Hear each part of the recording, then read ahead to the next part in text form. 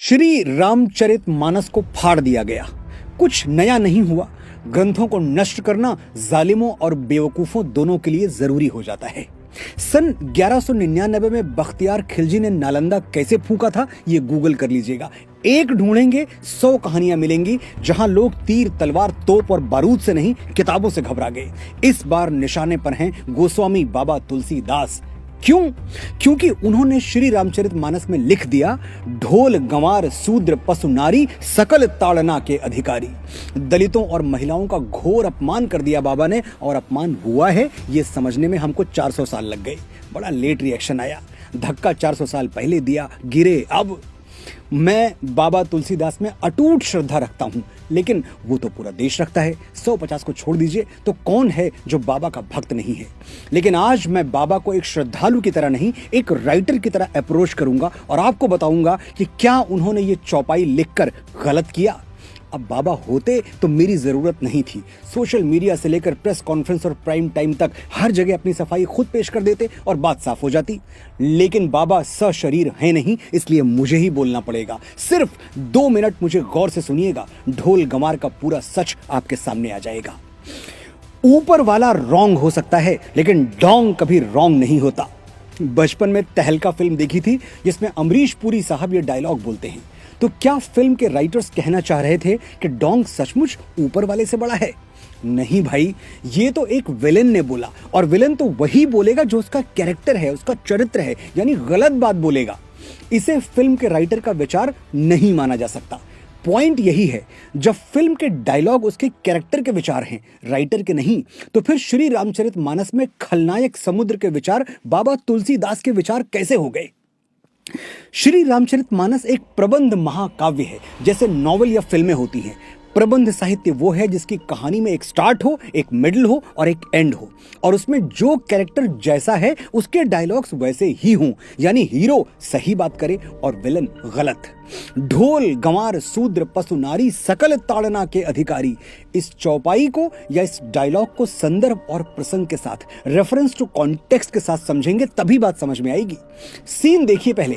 श्री राम 3 दिन तक समुद्र से विनती करते रहे, मुझे लंका जाने का मार्ग दे दो भाई, मेरी पत्नी के प्राण संकट में हैं। समुद्र ऐसा अहंकारी के मार्ग छोड़िए, उत्तर तक नहीं दिया।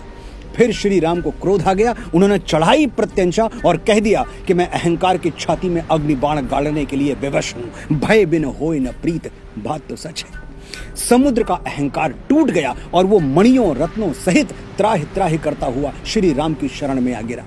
अब समुद्र जो कहता है उसे ध्यान से सुनिए, सारा भेद, सारा सीक्रेट यही छुपा है।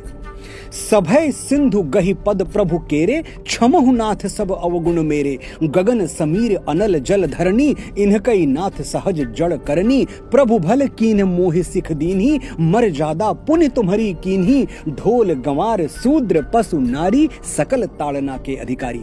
समझाता हूं क्या कहा समुद्र ने। हे प्रभु, मुझे क्षमा कर दीजिए। आकाश, हवा, धरती और वायु की तरह जल भी जड़ है, मैं भी जड़ हूं, मुझ में सोचने समझने की शक्ति नहीं है।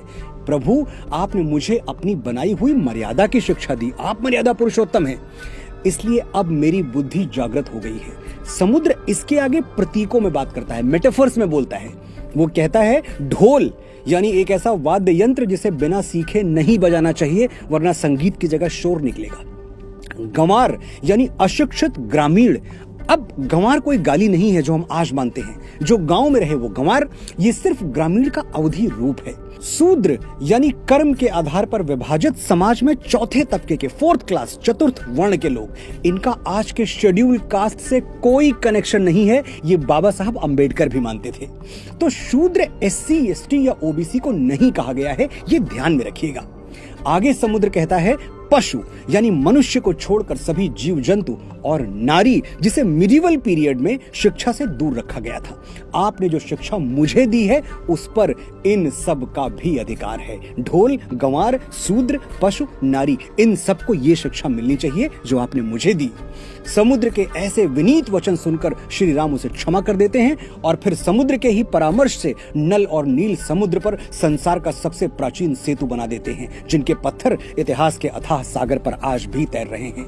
अब आप ही बताइएगा, ढोल गंवार शूद्र पशु नारी सकल ताड़ना के अधिकारी, ये श्री राम के थॉट्स हैं या गोस्वामी तुलसीदास के?